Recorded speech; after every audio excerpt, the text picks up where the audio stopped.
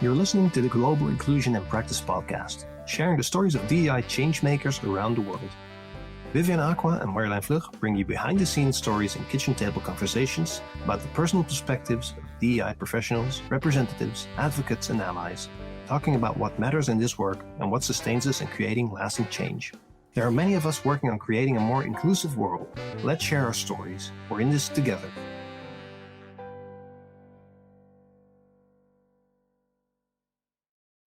Welcome, Samet Akti, to the Global Inclusion in Practice podcast. We are really happy to have you as our guest, and I can't wait to hear more about you. Please introduce yourself to our listeners. Yeah, hi. Thank you for having me. My name is Samet. I was born and raised in Berlin. I have Turkish roots, so my family is from Turkey. I identify as very queer, as very non-binary, and I'm currently working as a DNI or DEI practitioner and strategist and speaker. So I work with different companies to help them understand the diversity and inclusion challenges and also to gain some unique insights for solutions. And I also currently work specifically for one company in the fashion and tech industry, and there I'm the principal for the D&I strategy. So I work with the business, with the leaders to embed accountability and embed initiatives to achieve the D&I strategy that we aligned internally. That would be a very short version of it. I'm also a big Beyoncé fan. I was at the Beyoncé concerts in Germany last week. It was amazing. Why do you have to hurt my feelings? Because due to this, I broke my ankle and I could not attend Beyonce. And I love it that you are a Beyonce fan, but at the moment right now, I'm feeling a little bit mixed feelings. So But you know just what? I wanted to have to share I that. have to challenge that. A broken ankle should not hold you back from seeing Beyoncé. I tried my best to find wheelchair positions and they were all sold out, unfortunately. So I really No. did my best. Yeah, I really did my best. So I get Oh it. no. But I do want to say that Beyonce or those who are organizing these events, you need to think about adding more space for people with temporary immobility or permanent immobility because we are Beyonce fans too. Just putting it out there. Yeah. How many were they? Not that many, There were apparently. no. It was just like maybe 5% or so. And afterwards, when I saw the concert, I was just like, I could have easily been dropped there or left out there. There was so much space for me to be present, but unfortunately, I couldn't be present. And it was just like 10 minutes from where I live. But yeah.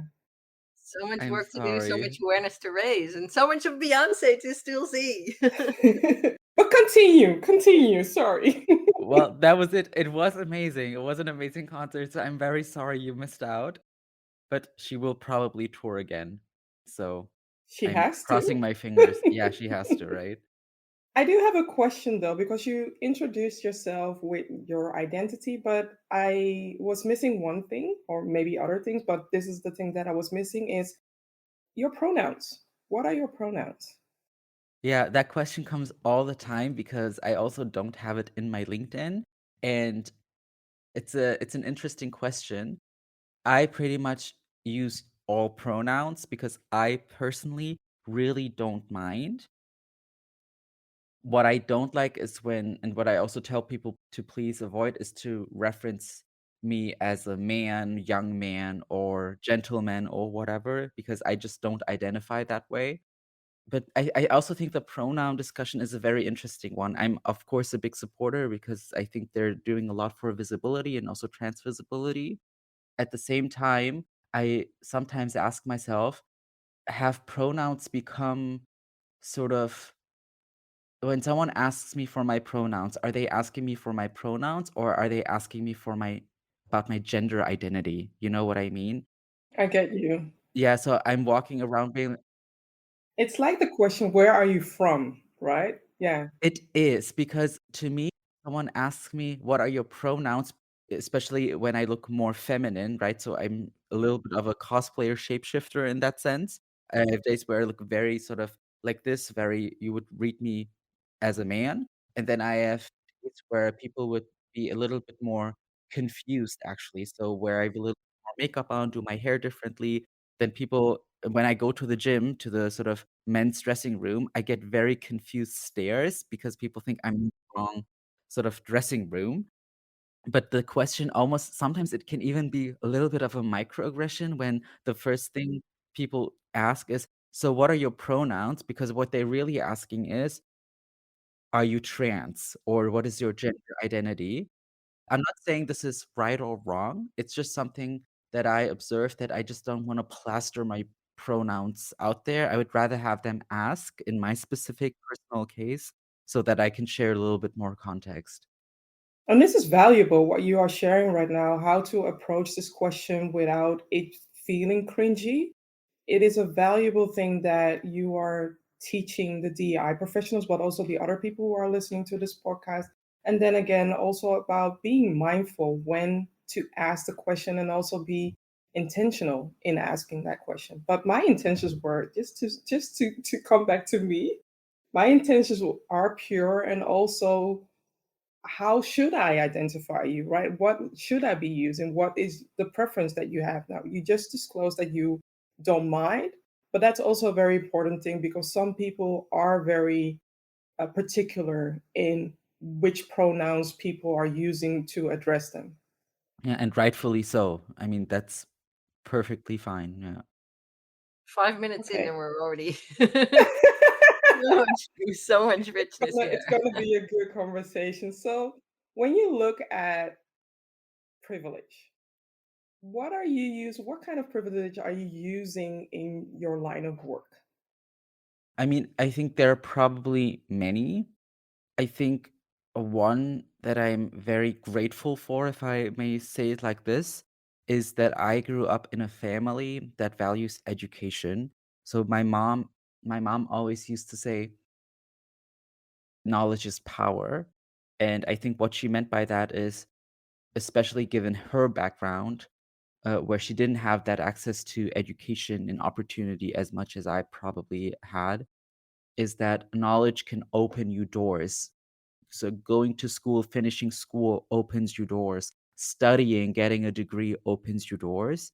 And she was always very adamant about making that a point, and that helped me growing up to really internalize this and also understand, no, you know what, education, it is important, and it did open me a lot of doors. So I went to school, I studied, I got my master's degree, and that did open me a lot of doors. And I also realized that I come from a background or a household where I had that opportunity because my mom and my parents and my whole family made sure that whenever I needed to study, that I had the room and the chance and the time to actually focus on my studies. And so I was very supported, and I think that got me to where I am today to a big degree.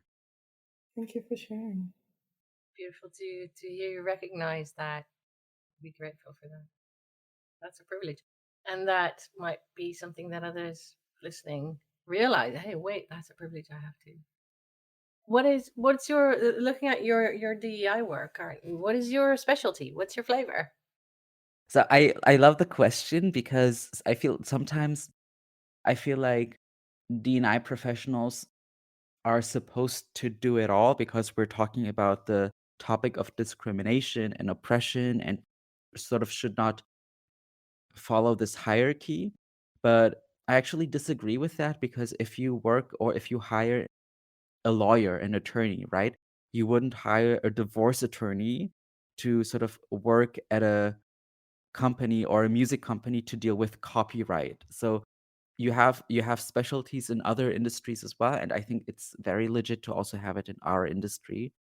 And so when it comes to me is I always like to say that my focus is the concept and the idea of structural discrimination and the way it plays out and structures our society. So our culture, our social norms, our institutions, our governments, but also our individual actions. And this concept, I basically use it as a framework to review different dimensions of diversity, learn more about them, and then based on that to create sort of meaningful initiatives for more equal outcomes.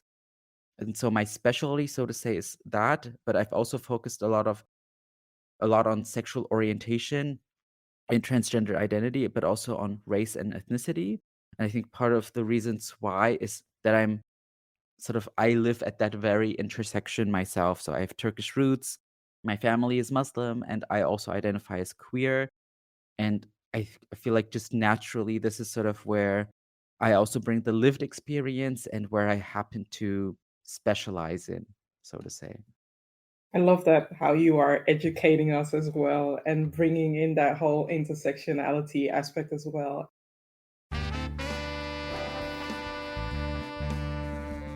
Hi, I'm Vivian Aqua, the certified DEI consultant, and I would like to invite you to take your organization to the next level of understanding by collaborating with me. I specialize in helping organizations amplify their DEI initiatives and foster an inclusive environment. Reach out today to learn how I can help your organization unleash its hidden potential and create a culture of belonging. When you look at your DEI line of work, what matters to you the most? I think because I use this framework of structural discrimination, when I first learned about it, I learned that discrimination, I mean, there are different sort of concepts to it.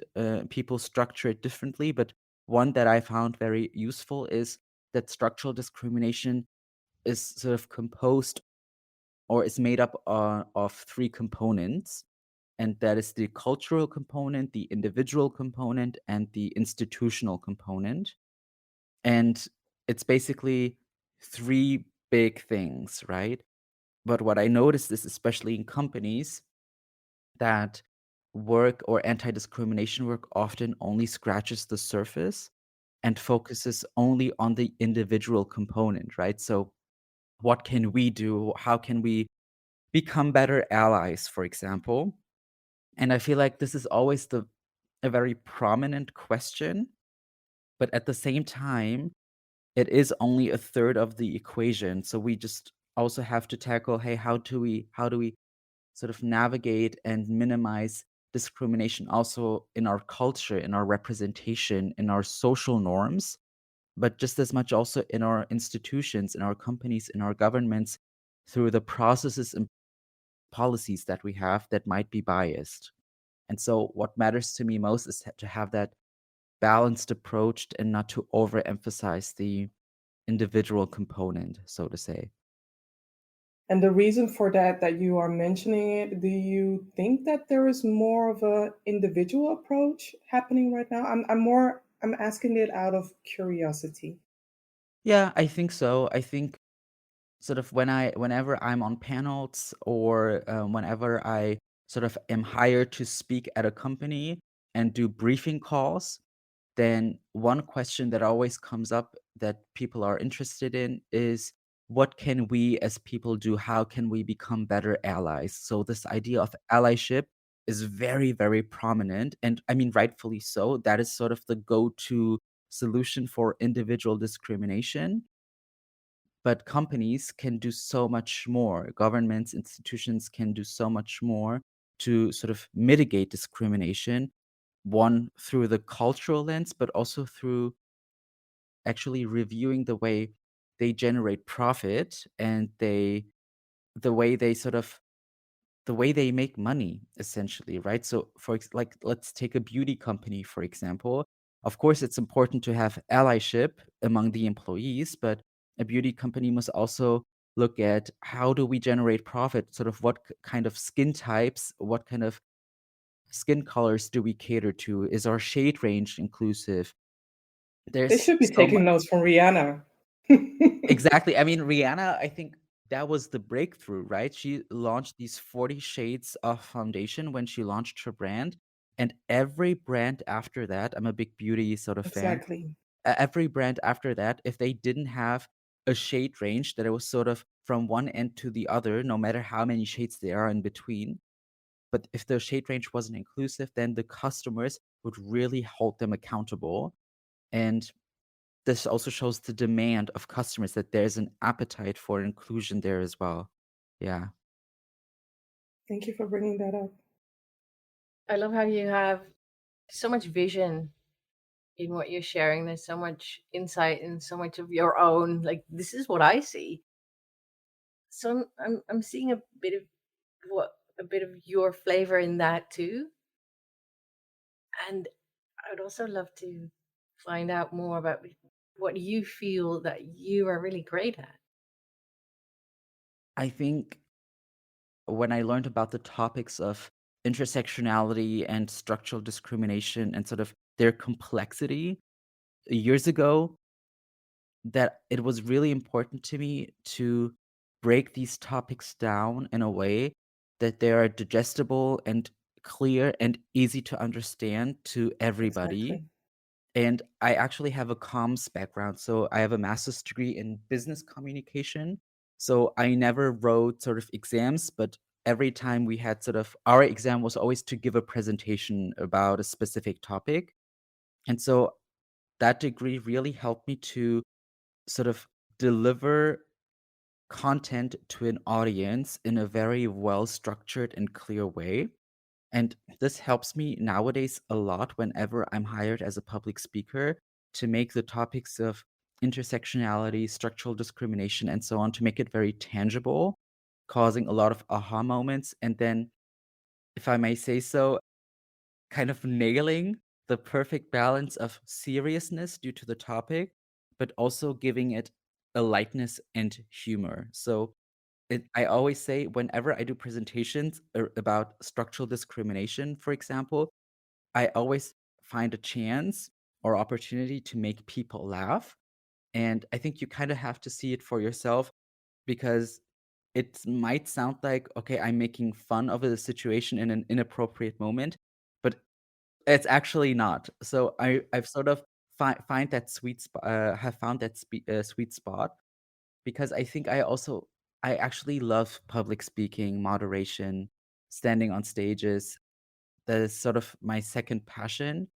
In German, we say Rampensau. It kind of translates to stage pig, I guess. It's just people who, like, really like to stand on stages, who sort of have s I feel comfortable on a stage. I also love making people laugh. And so I whenever I do public speaking, I bring that flavor in. I bring in a little bit of that stand-up comedy special to the work that I do. What does that bring you to be good at that? Sorry? What does that bring you, being good at that, being great at that? What's in it for you? I think I seriously love making people laugh. It just brings me joy. So this it really is kind of my second passion. Sometimes I feel in a second life or maybe in 10 or 15 years, I will be a stand-up comedian or something. I love writing jokes. I really wanna write DNI stand-up special and sort of tour it for different DNI, practitioners with it. I have, like, 2 jokes at this point, but this is something that I find a lot of joy in because we're dealing with a very emotional and heavy topic, and being able to laugh about the work that we do and sort of what also frustrates us about the work can be very, very relieving sometimes because we share a lot of the same experiences working with specific stakeholders, working in a society or a context that doesn't always set us up for success. And I love making myself laugh also. Sometimes I'm also the only person who laughs at my jokes, and I've accepted that, and that's fine. That's also good. But, the audience tells you what works and what doesn't. So, yeah, I don't know, maybe in 5 years, I'm at a point where I will have this stand-up special ready. I've been talking about it for quite some time, but I've just never sort of written more than 3 jokes at this point. Yeah, I'm so that would be curious. awesome. That would Yes. be awesome. I was just watching Wanda Sykes on Netflix, and I don't want to give too much away, but she's really good because ever since doing this line of work, I have scratched off a lot of comedians off my list because of the jokes they are making are not funny anymore with this line of work. And with Wanda, she does a good job. And you mentioned so many things. You're mentioning the hardships of this work, but also creating digestible content, right? I often say that DEI is talking about DEI is like dropping people in the biggest ocean and setting and saying, okay, you have your vest, good luck, set you up. And it's a lot. It's a lot for people to consume, or some people can swim and some people are good swimmers, but they are not able to swim in the biggest ocean. And I am I'm at awe in the way that you bring things up, but also at awe at how comfortable you are with speaking, talking about a tough topic. It's not something that a lot of people know how to do or wear that coat. And I would say you're wearing the coat and the heels and the nails. You're wearing everything in a good balance. So thank you. And what has been the biggest surprise you have encountered in your work? My biggest surprise. Let me think about this one. I think a big surprise was that I think when I first started working in the D&I world in a corporate context, the way I started was at a different company. I started in the ERG world, so I was a very active member in a queer ERG, so a queer network, employee resource group, right? And this is always kind of grassroots work, right? Bottom up work, where you sort of are in the community, you have an idea for an event, you organize this event, you you put in a lot of your time to make it successful, and in an ideal world, you're also being recognized for it by the leader of the company or by your manager, by your peers, and so on. And sometimes this work, while it may feel good, it doesn't have the most massive impact for the company as a whole, right?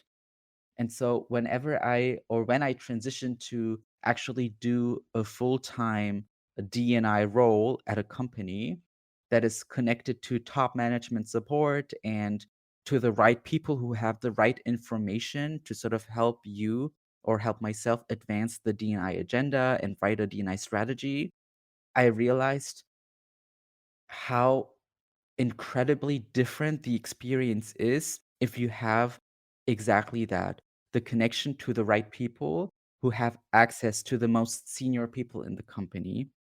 I've worked in D&I jobs where we sort of had a symbolic sponsorship in the top management level, and that is nice, but I've also worked with people who are not in the top management level, but sort of in a different role at the company that is very well connected throughout the business and that were able to give us a lot of access to the right stakeholders to make decisions or to sign off decisions or basically just share recommendations in the D&I sphere.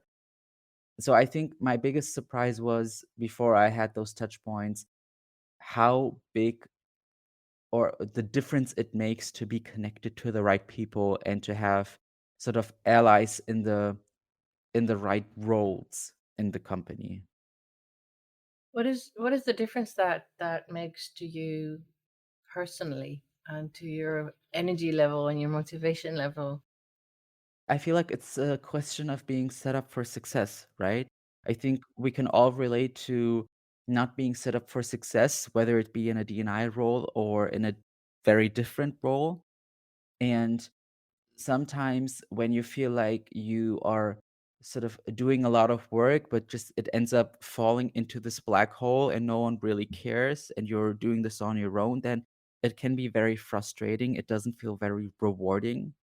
And oftentimes, I think in the D&I world, this can happen if someone is too proactive, meaning they are doing something or they're investing energy and work into a project or sort of an idea that they don't have the mandate for by the top management, for example. This happens a lot in D&I because we're passionate about the topic, so we might sort of start writing a queer inclusion strategy for the company, but no one in the company asked you to do that.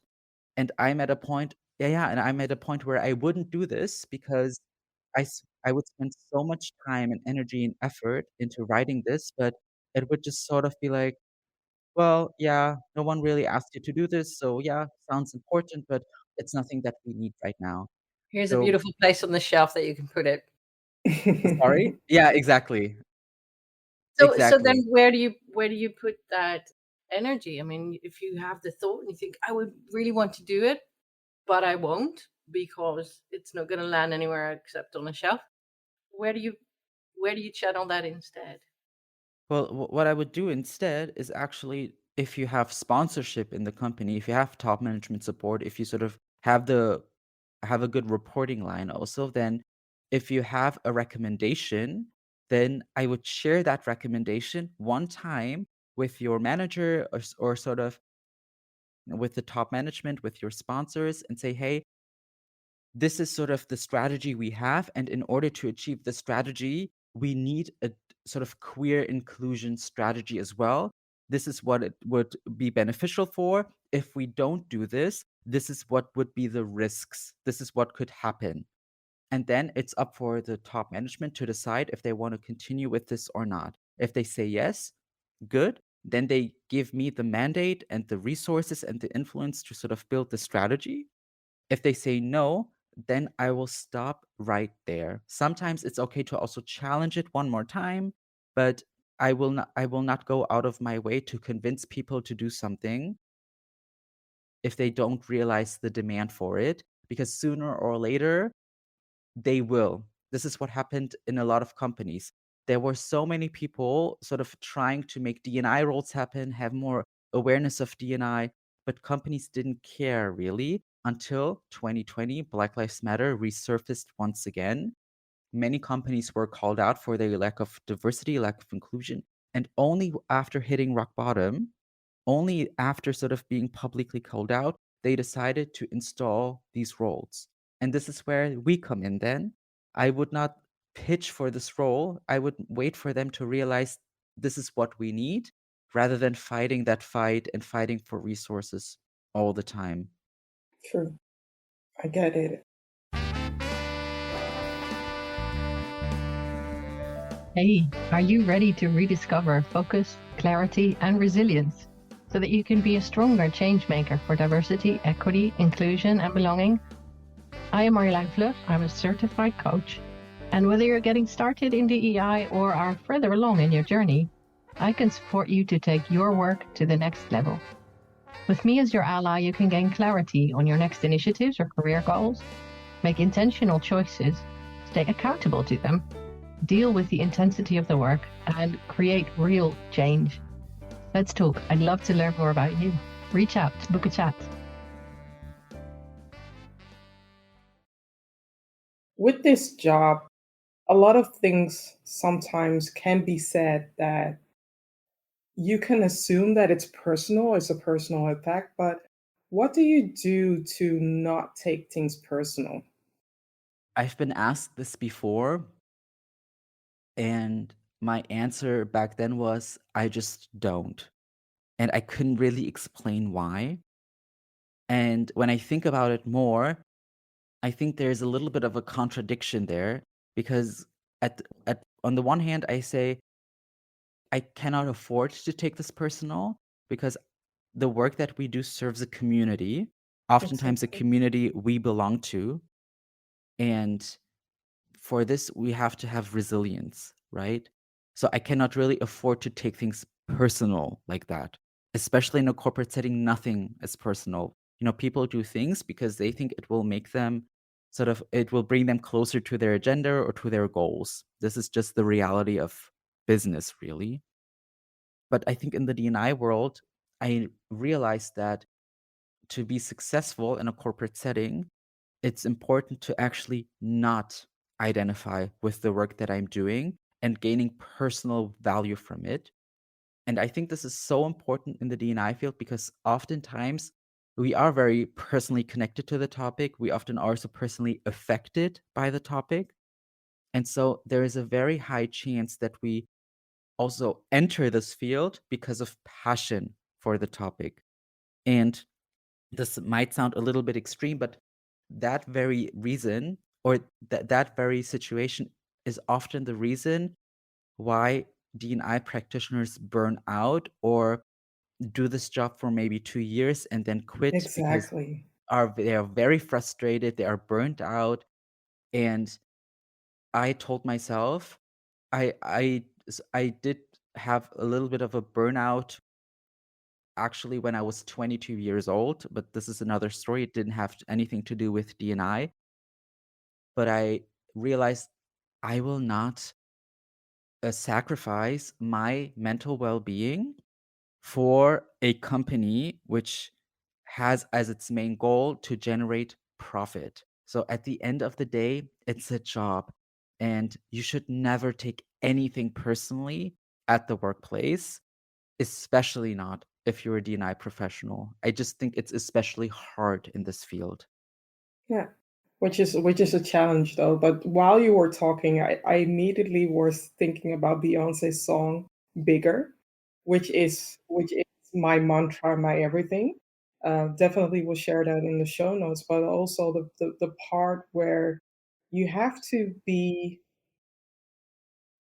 a sustainable DEI professional, because if you don't activate sustainability amongst yourself, amongst your well-being, then yes, you will be depleted. Yes, you will burn out. And yes, you will walk away with, I was expecting so much change, but I couldn't.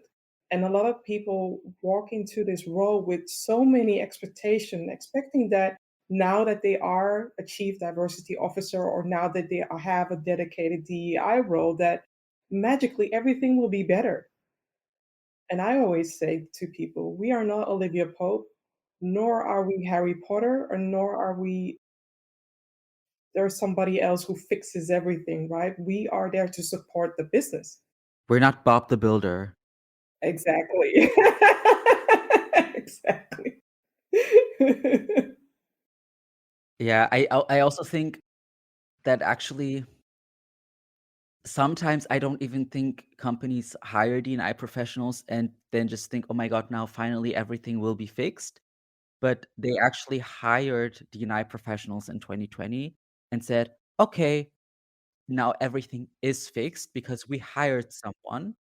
And that those people, those sole D&I practitioners, I feel very sorry for them actually because they are hired and they become the scapegoat of everything that goes wrong in the D&I sense at a company. The ERGs lash out at them, individuals lash out at them, leadership lashes out at them, and usually that person was just hired symbolically, right? So they are reporting to someone super random, they don't have any influence, they don't have any budget, they are not connected to the right stakeholder groups, they don't have the necessary information to actually make change in the company. So to every D&I practitioner out there actually, when you see a job ad, read it very thoroughly and ask the right questions because the expectations for D&I roles are insane. It's so much. It's 4 jobs in one, and oftentimes without the necessary conditions to do anything that has any substantial or impactful outcome. I'm so curious what in terms of resilience. There's you talked about clarity in role, clarity in intentions in the organization. That is essential, and connections to the right people. But for you, in terms of resilience that is also needed, what is the thing that recharges your batteries? Yeah, I mean, I definitely had to learn that recharging your batteries is super important. So I grew up very queer, so I was always very horrendously bullied for sort of being very feminine all my life. And long story short, what I did was I didn't have any sort of self-worth in my eyes. So I built my self-worth based on my performance. So based on the grades I got in school and in university. And it got to a degree where I was so invested into getting nothing but A's, being sort of the front runner everywhere, that I did suffer actually a burnout, and I developed a panic attack disorder. I started having panic attacks, and I was put on antidepressants, and I was only 22 years old back then. And it just goes to show that you always need to have a balance in life with everything, and especially with anything that has the or that opens up even the tiniest possibility of you being over invested into something. And I think DNI is a very, very sort of common phenomenon, or a common sort of industry where people are being over invested and tend to deprioritize their own well-being, because we are doing this for the community, but the community doesn't benefit from you over exhausting yourself. So that I think that that's one thing. What I personally do is I actually exercise every single day. So whenever I have this built up frustration, or because I'm just literally sitting all day in my chair, I said, no, I need to get up, I need to move. And it's not like I'm looking forward to it. Like, most of the time, I'm like, "No, I just wanna sit on the couch and eat snacks." But I always go because there has never been a situation where I went to the gym and said afterwards, "Oh, I shouldn't have gone. Like, I regret this." It has never happened in the last, like, 10 years. And so I just exercise a lot, because I always like to call exercise sort of the natural antidepressant. I think I can say this because I'm actually still on antidepressants. I'm very happy with them now, but having sort of the exercise part of my life is so, it really helps me gain perspective also. It's a good stress reliever for me personally. Unfortunately, I cannot do this at the moment, but kickboxing was my way of releasing challenges that had to do with the work, but also in personal life, right? And missing that, I have to find other ways to release that. But it's a very important factor that you're mentioning, that people need to find ways to release the tension or set themselves up for success by filling in their own cup instead of waiting till they are depleted. So I truly love that. And I am curious about, what is your dream? In my dream, sort of in a D&I context, you No, mean? no, no, your dream in general, whatever you feel like it's fitting for. What is your dream? Oh my What gosh, is my your dream, dream. Summit? Yeah. I think I have 2 dreams. One is sort of Meet Beyoncé? I actually touched Three dreams. Beyoncé's hand one time.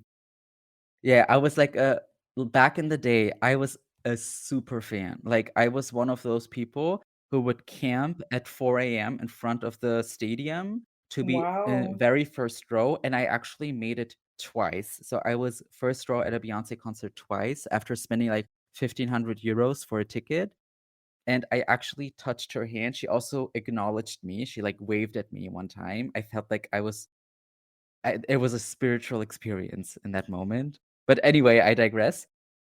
Oh, My this is how did dream you two?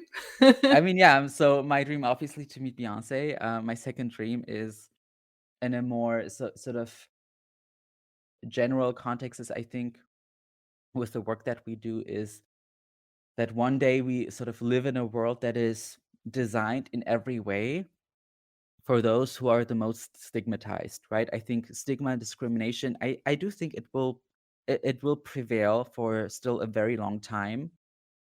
But what we can do in the meantime is we can make sure that we cater to those who are the most discriminated. Like, if the most discriminated person on this planet, whatever that means, if that person is set up for success, has sort of access to opportunities, can thrive, live freely, then it means everyone can, right? This sort of bottom up approach, seeing that world, we do see it in very little examples already. So when we look at like innovations like texting, for example, right? Texting was a technology that was invented, I think, by two deaf people for communication, but it was so accessible and it's so convenient that everyone uses it now, and we forgot that it was invented to sort of be more accessible for those who are the most discriminated when it came to written communication or verbal communication, right?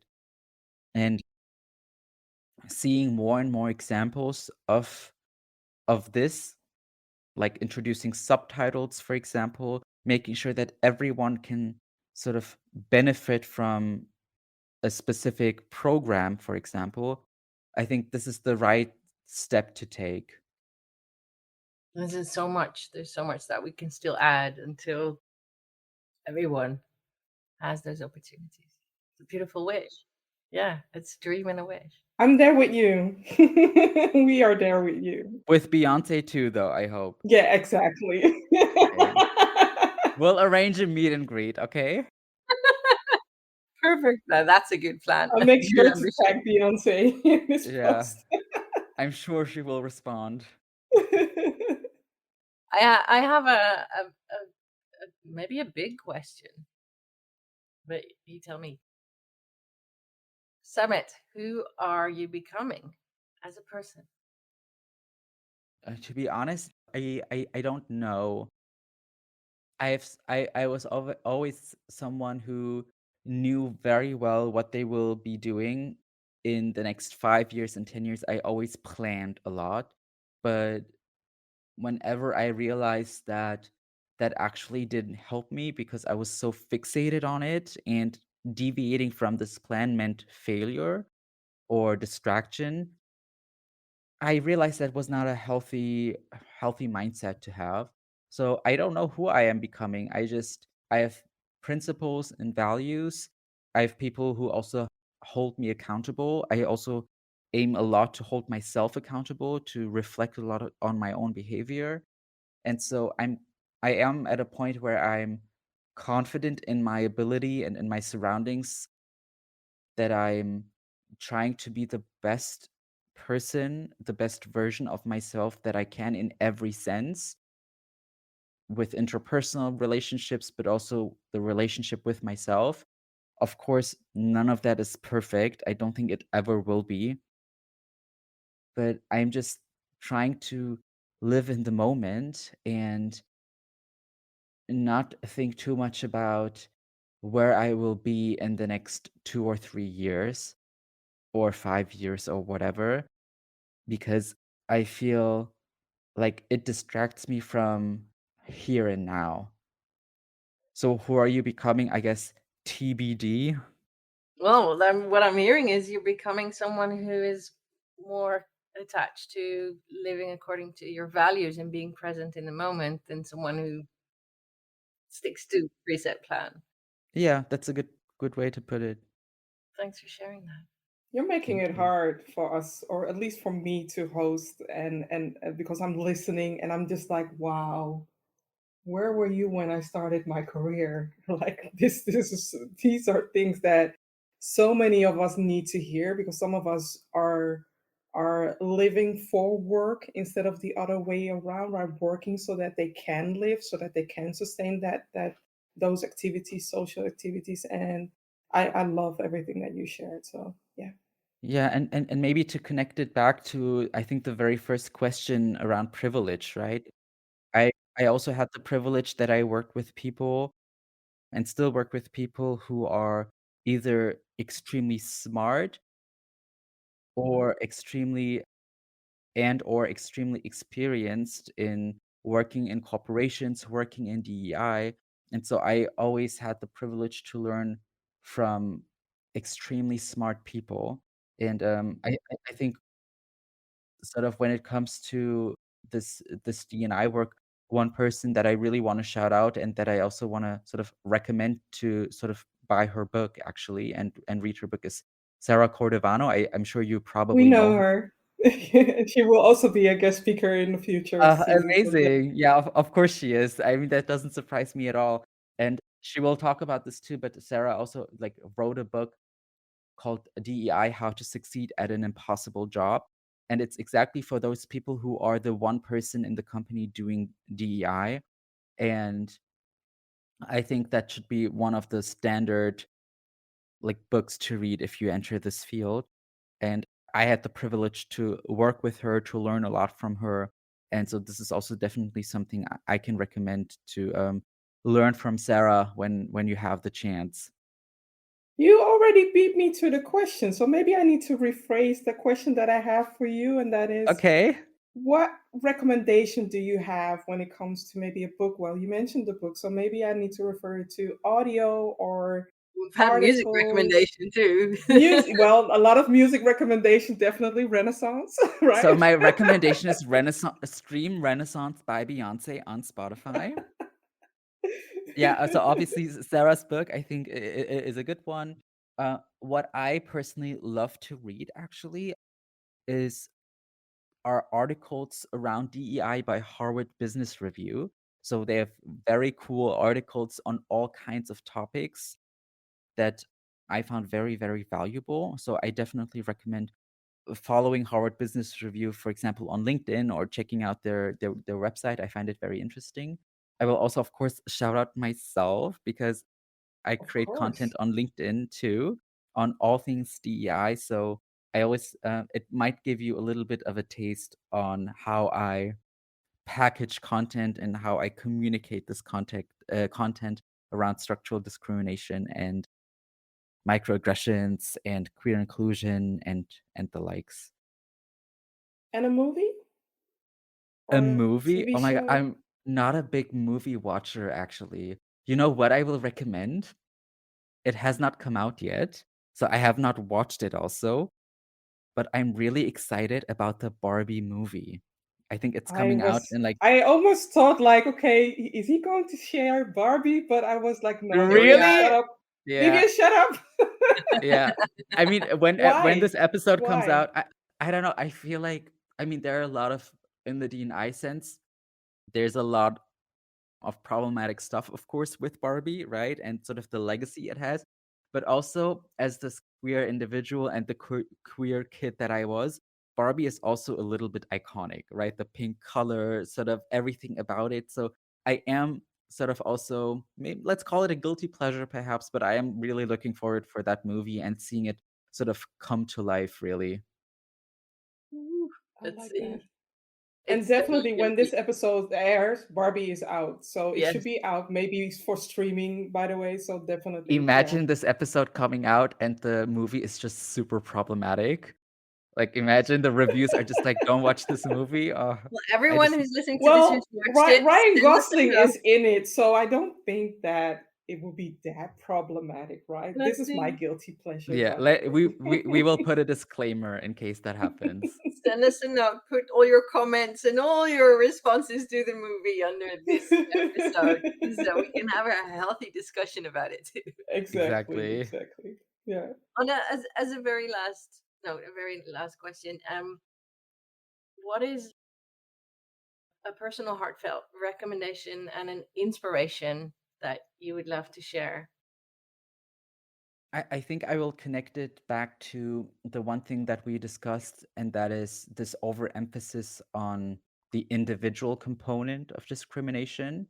Because I don't remember where I saw this or read this, but there's one sentence that has become my motto, my sort of go-to sort of motto to do D&I work, and that is change systems, not people. And all that says is that stop wasting your time trying to convince every single person at your company to that racism exists and that racism is bad, for example. But invest that very energy into actually changing the system that it guarantees more equal outcomes for Black people, for people of color, and so on. Because the individual component will actually almost resolve itself once the system and the policies and processes are set up in an inclusive way. Because those who have a problem with that eventually will not be able to succeed or will just leave the company. because they cannot Yes. identify with it anymore. So I told myself I will not sort of invest my energy into doing education sessions every week, but investing that same energy to work with people who have decision-making power to change the way the company operates, Well, to that's be more exactly what I'm inclusive. seeing. Yeah, as you say that, I see that is something you said to yourself that you now also really want to say to others and give to others. Thank you. Thank you. Thank you for this conversation. I think I need to process this conversation the whole day because you dropped a lot of gems, a lot of insights, and also hearing the way you talk and what you are talking about, what you're passionate about, finding an alignment with, being Beyonce fans, and so many other things that people will walk away with a lot after hearing this session. So, for those of you who have any questions, or for those of you who want to connect, please connect and reach out to Samet because this was a very good conversation, and looking forward to hear your insights. And of Thank course, you all for your having me. Yes, very welcome. So when are we doing the Beyoncé episode? Okay, we're planning that. Season 2. Season 2, okay? I think we have to do, right? We have to do Right. Thank you. that. All Beyonce fans, subscribe. And Yes, exactly. see you in season Amazing. Love 2. that. Thank you for listening. You're warmly invited to pause for a moment and think about what stood out to you from this conversation. Please share this episode with others to inspire them too. Make sure to subscribe to our Substack channel.